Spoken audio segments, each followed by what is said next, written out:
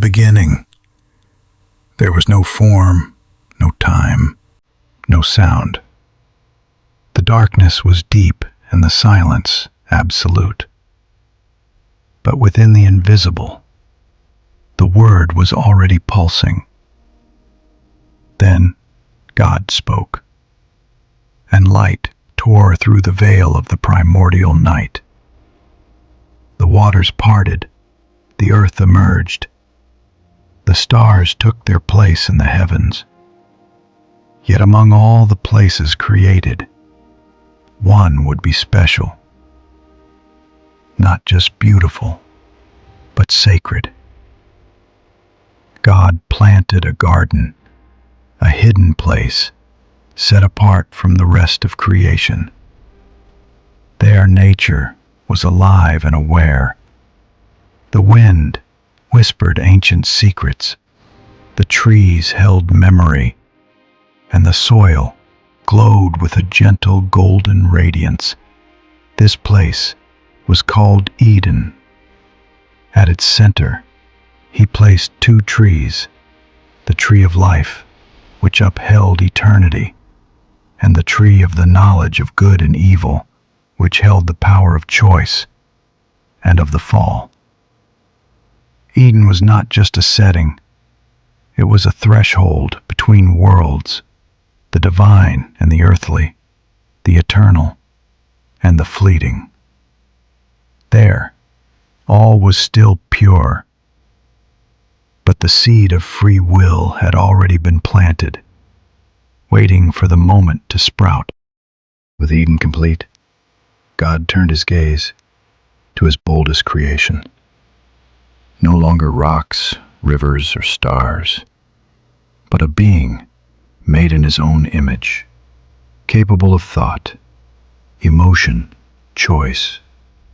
From the red clay of the earth he shaped a body, and as he breathed the breath of life into its nostrils, Adam was born. His eyes opened and beheld the sky, the trees, the rivers, but he also felt the weight of solitude. He named the animals, walked among the flowers, yet within him there was an emptiness nothing could fill. So God created a companion, but not from Adam, not yet. The first woman was formed from the same clay, the same essence, strong, intellectually equal. Lilith.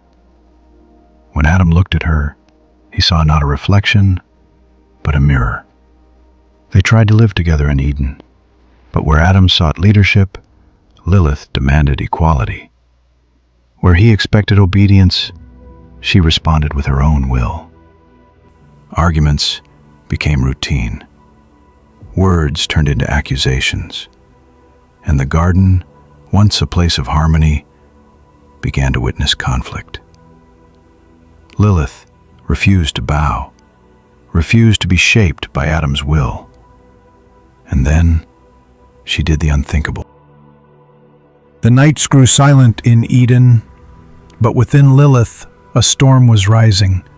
She was not made to serve, and she would not accept being reduced to a shadow.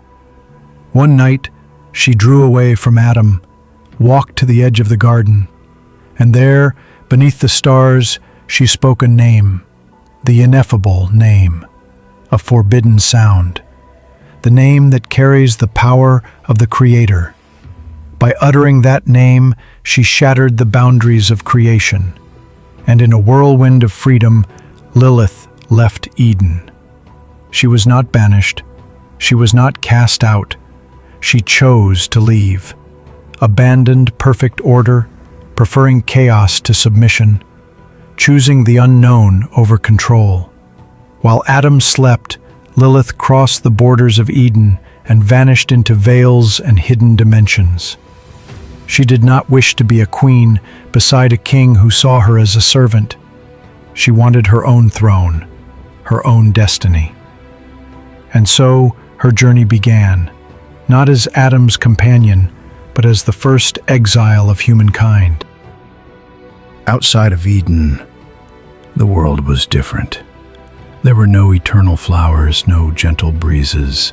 The light was dim, and the night heavy. But Lilith walked without fear. She crossed spiritual deserts, soulless forests, plains that echoed the whispers of ancient fallen angels. There, far from the presence of God, Lilith was transformed. The pain of rejection became strength. Solitude became power. She began to wander between worlds, not entirely physical, not entirely spiritual. She was now a liminal being, able to touch dreams, influence desires, and move through shadows like a whisper no one notices, but everyone feels. In time, she became feared. Her name was spoken in sleepless nights, in secret rituals, and reversed prayers. Lilith was no longer just the first woman. She had become the archetype of the free, rejected, and untamable woman. Angels trembled at her presence. Men both desired and feared her. And children cried at night without knowing why. Alone, yes, but powerful, more alive than she had ever been in Eden. But the realm of darkness would not leave Lilith alone for long. In the shadows, someone was watching her. In the realm of shadows, where the light of God barely reached, Lilith found a companion. Not a man, not an angel, but a prince of rebellion. He was Samael, the angel of poison, the one whose gaze scorched the soul, the warrior of chaos, the adversary. Both were exiles, outcasts of the divine order. Their union was not born of common love, but of a pact for power and vengeance. Together they brought forth a dark offspring, the Lilim, hybrid beings, children of rebellion and secrecy, neither human nor angel, but entities that wandered between worlds. The Lilim were seductive and terrifying, haunting dreams and hearts, feeding on the hidden desires of men. Lilith, now Queen of Shadows, ruled over an invisible empire where fear and temptation were her weapons. Eden was far behind, but her influence echoed through the darkness of the human world. And meanwhile, Adam remained alone. In Eden, Adam wandered among trees and rivers, but he felt the loneliness of abandonment. Lilith was gone, taking with her the fire of rebellion. God, observing the emptiness within the man's soul, decided to act. He caused Adam to fall into a deep sleep, and from him, from his own flesh, he created a new woman, Eve. Eve was not clay like Lilith. She was made from the flesh and bone of the man, a part of him, but softer, more pliable. She had curious eyes, full of questions, and an open heart, ready to love and to learn. With Eve, Adam found the companionship he had longed for. But Eden was no longer the same. Beneath the shadow of the tree of knowledge, something whispered, something watched. The first sin was about to be committed. Among the leaves of Eden, a serpentine presence lay hidden. The serpent, ancient and cunning, a spirit of deception and disguise, whispered sweet, poisonous words. Eve heard its voice. It spoke of power, of freedom, of a forbidden knowledge. The fruit of the tree of knowledge was tempting. It promised to reveal secrets beyond divine reach. Against the warning, Eve reached out her hand. She touched the fruit and felt something awaken within her. Adam, at her side, was drawn by the same fire. They both ate, and in that moment, the veil between the divine and the human was torn. Innocence was lost. The inner light flickered. The first sin was not merely disobedience, it was the rupture of the sacred bond. They realized their nakedness, not just physical but spiritual, and Eden would never be the same again. Eden, once pulsing with life and light, became an inaccessible place.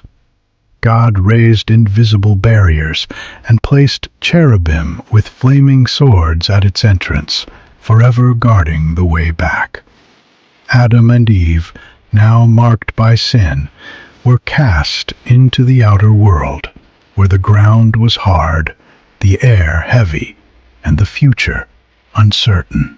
The pain of childbirth, the sweat of labor, hunger, thirst, mortality, all became part of the human destiny.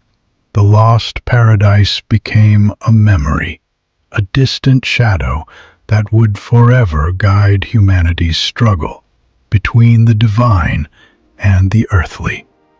And so, the true journey began.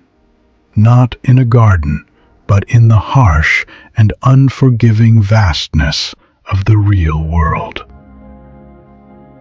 In the world outside Eden, Adam and Eve faced a harsh reality, where each day was a struggle. Aim shone amid pain and discovery. Eve gave birth to 2 sons. The first, Cain, was a farmer, a man who toiled the earth to draw sustenance from it. The second, Abel, was a shepherd, a man who tended sheep, living among the innocents of his flocks. Han, Team, and Noun. Both grew under the watchful eyes of their parents, but with very different destinies. Sankaon, Cain, strong and hardened by hardship, carried within him an invisible tension, a feeling that grew like a shadow. Abel, calm and serene, seemed to walk in the light. Avis light, the world that once felt so simple, was now showing its first signs of conflict. The time for offerings had come. Cain brought the fruit of his labor from the earth, simple, yet born of effort. Abel offered the best of his flock, the firstborn, pure and unblemished. God accepted Abel's offering, but rejected Cain's. Biased Cain's heart became fertile ground for darkness, envy, anger, bitterness.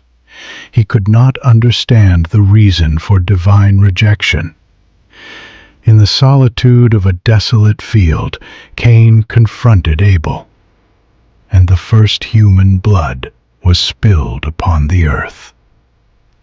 Abel fell, and with him, innocence was lost forever. Cain became the first murderer of humanity, marked, cursed, condemned to exile. The story of humankind was now stained by violence, by the fall, and by separation. Abel's blood cried out from the ground, and God heard. Like thunder breaking the silence of dawn, the voice of the Most High echoed over Cain, not as a whisper, but as a sentence. What have you done? The voice of your brother's blood cries out to me from the ground. There, upon the earth, now cursed by his hands, Cain shrank beneath judgment. The soil that once yielded fruit through sweat would now reject him. He would no longer be a cultivator, but a fugitive, a wanderer, a restless soul. Cursed are you from the earth, which has opened its mouth to receive your brother's blood from your hand. till the ground. It shall no longer yield its strength to you. You shall be a fugitive and a wanderer on the earth. He felt the weight of abandonment, the chill of separation from God, and in despair he cried out, "My punishment is greater than I can bear. Surely you have driven me out this day from the face of the land, and I shall be hidden from your presence. Whoever finds me will want to kill me."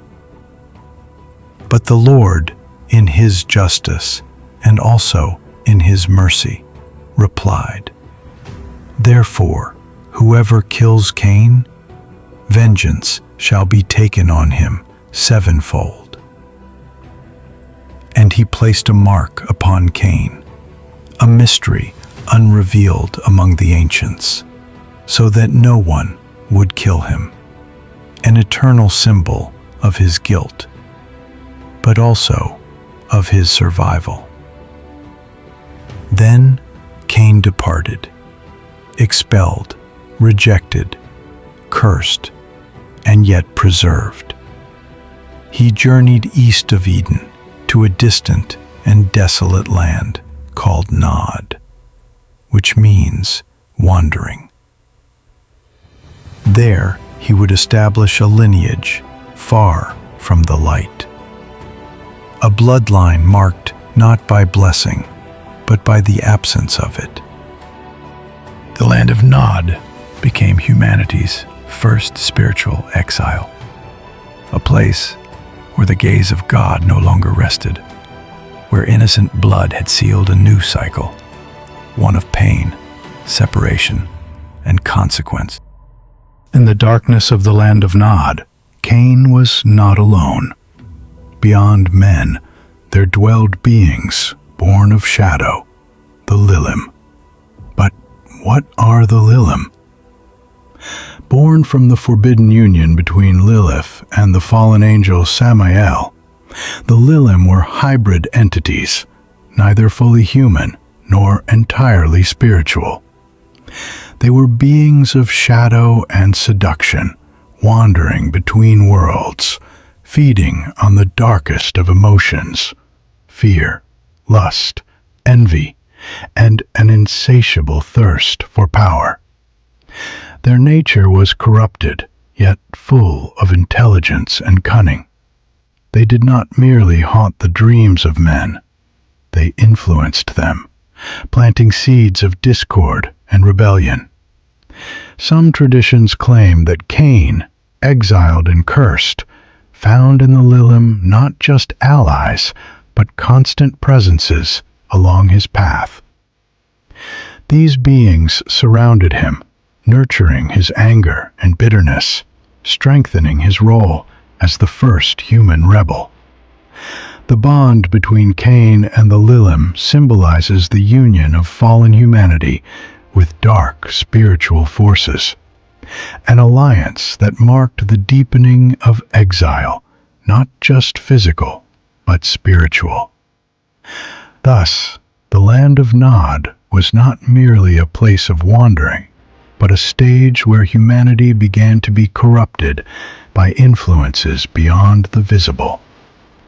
Cain, marked and alone, became the bridge between the world of men and the shadows beyond. In the land of Nod, Cain was not merely a wanderer. He was a pioneer of human civilization. From his offspring came men and women who bore his mark, not just the curse, but also the spark of rebellion and creativity. From these descendants arose the first cities, not sacred temples, but fortresses built upon the hard soil of survival. Names like Enoch, son of Cain, are remembered as founders of cities, marking the beginning of humanity outside Eden. These cities became symbols of human autonomy, places where man sought dominion over nature, but also drifted further from connection with the divine. Within them were born the first structures of power, political alliances, wars over territory, and the divisions that would shape the course of human history. But the lineage of Cain is not merely ancient history. It is a mirror that still reflects the human struggle between light and shadow, between creation and destruction. Modern cities, with all their complexity, their highs and lows, their progress and decline, are heirs of that first foundation. And the spirit of Cain, the rebel, the exile, the marked one, still echoes in the hearts of those who seek power without limits, who abandon spirituality in the name of ambition. Cain's legacy reminds us that human civilization is built upon difficult choices, upon the eternal battle between good and evil within each of us, and that, like him, we all carry within us the shadow of the lost Eden, a call to find the light again, or to fall into the depths of darkness. After the tragedy that marked Cain, and the silence left by Abel's death, Adam and Eve carried a deep sorrow in their hearts. But life insisted on moving forward. And then, from Eve's womb, Seth was born, a son who symbolized the hope of redemption. Seth came at a crucial moment when humanity was still groping through the shadows of the fall. He was not just another child, but an answer to the void left by rebellion. His name means appointed, placed in place of another, a substitute, a new beginning. Seth represented the chance for rebuilding, the seed of a spiritual line that would seek to restore the lost connection with God.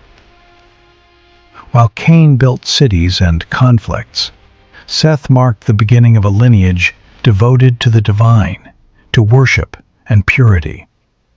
In Dum Abup, amid a fallen world, Seth and his descendants would become the keepers of an ancient memory, the longing to rediscover the light of the lost Eden. Seth was born at a time of profound transformation, a child of hope rising from the ashes of tragedy. He carried in his eyes the gentle light of one who seeks redemption. Unlike his brothers, his soul was calm, free from the shadows of envy and wrath. From young age, Seth showed a deep faith, a natural connection to the divine that made him a quiet guide. His life was devoted to the pursuit of sacred knowledge, to the reconciliation between man and God, and to the cultivation of ancient wisdom.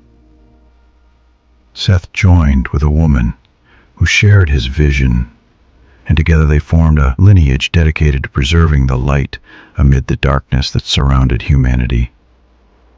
Among his children, names like Enosh stand out, continuing the spiritual quest, along with other descendants who kept the flame of faith and balance alive.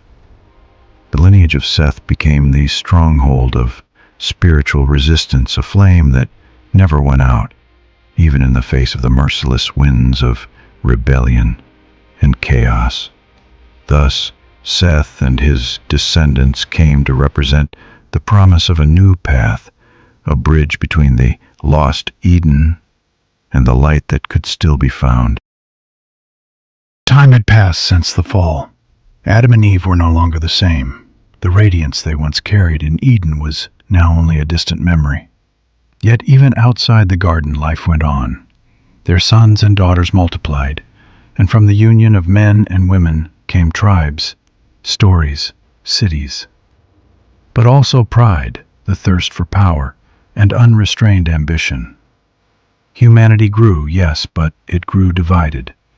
On one side, the descendants of Cain, forged in exile and the harshness of the earth, peoples who valued strength, dominion, and material progress. On the other, the lineage of Seth, quiet and watchful, preserving the sacred and the memory of communion with God. Over time, these two currents began to intertwine. The sons of God looked upon the daughters of men and were captivated, and what was once light began to mix with shadows. Purity faded. The voice of God, once clear, grew increasingly distant. And so the seed of Eden spread, but its fruit became rare. The earth, once a garden, was now overrun by violence, vanity, and forgetfulness. Men built altars to themselves, and spirituality was lost among idols of clay and the desires of the flesh. Eden had been left behind, not only in geography, but in the soul of humanity. Yet even in the face of growing darkness, the divine spark still shone in a few. Men and women who did not bow, they kept the memory of the garden, of the breath, of the promise.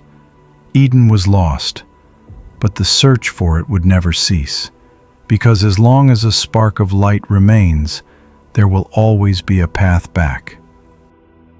If you enjoy this kind of content, and it touched you in a positive way, subscribe to the channel, like the video, leave a comment, and share it. Help others discover this content. I'll see you in our next video soon.